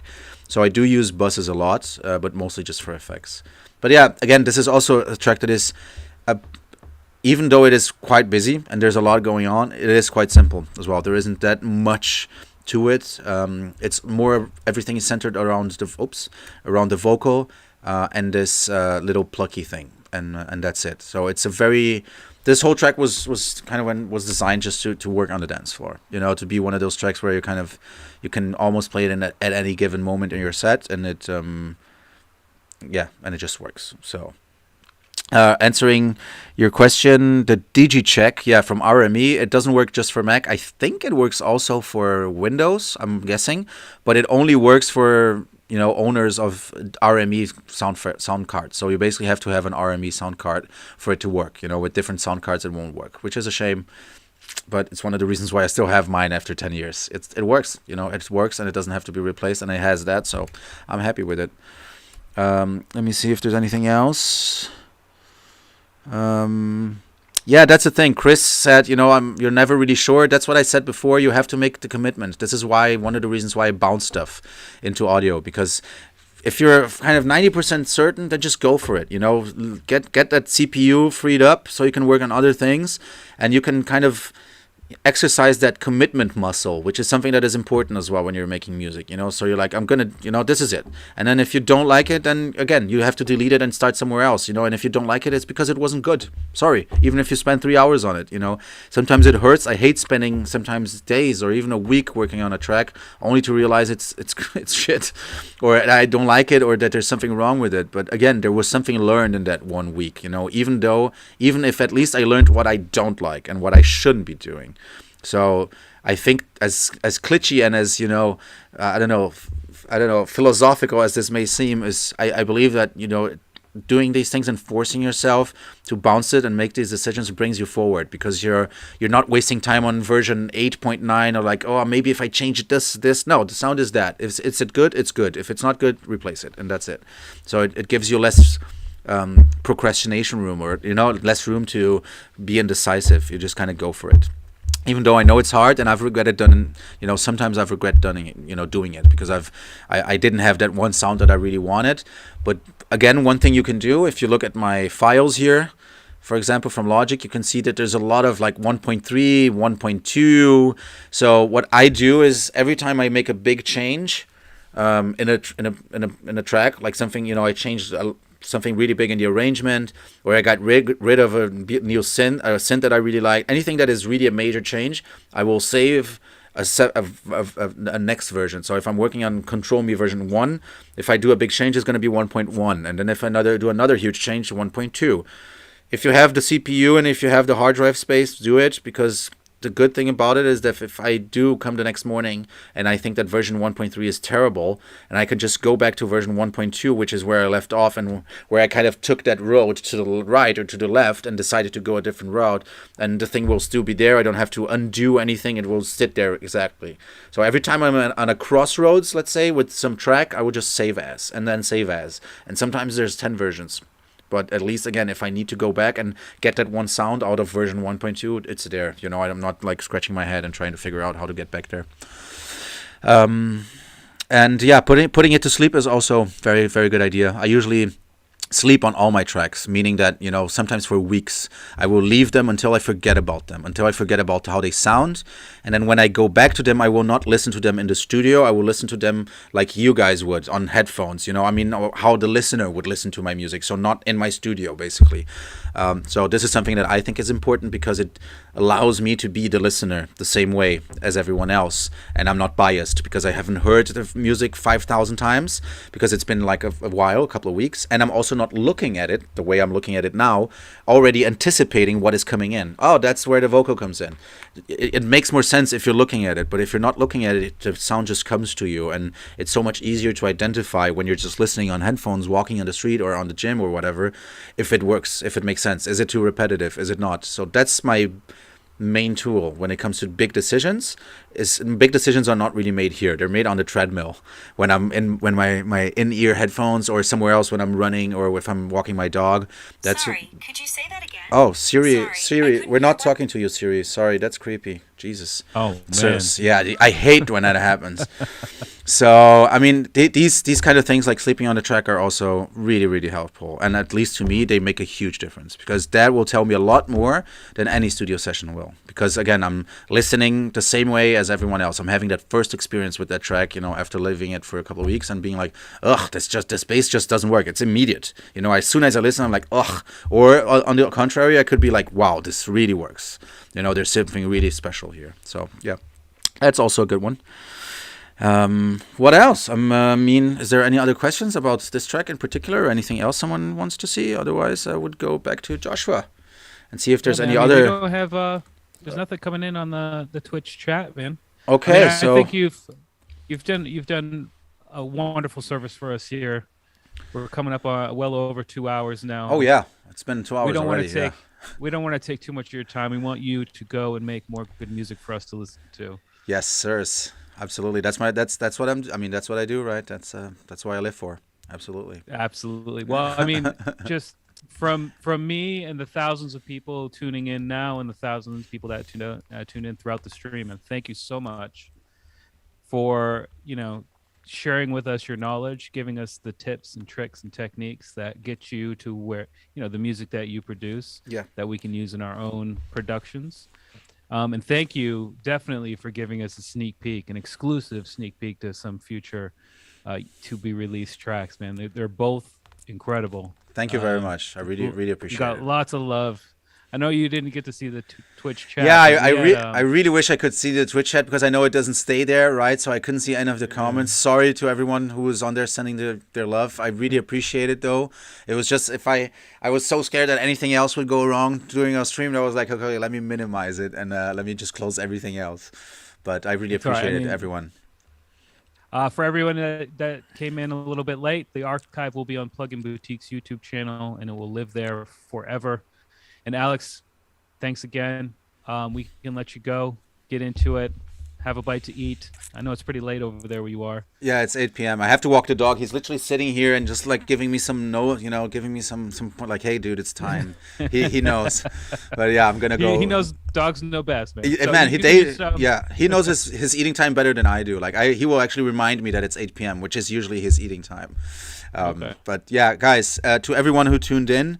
First of all, Plugin Boutique, Beatport, thank you guys so much for having me and inviting me over. It's been an absolute pleasure. I always love doing anything with you guys. To everyone who tuned in over Twitch, over YouTube, very, very, very warm thank you from my side. I really appreciate the love. I'm happy to have the support, and I really hope that, some of this at least was, helped any of you and at least gave you some inspiration for your own studio time.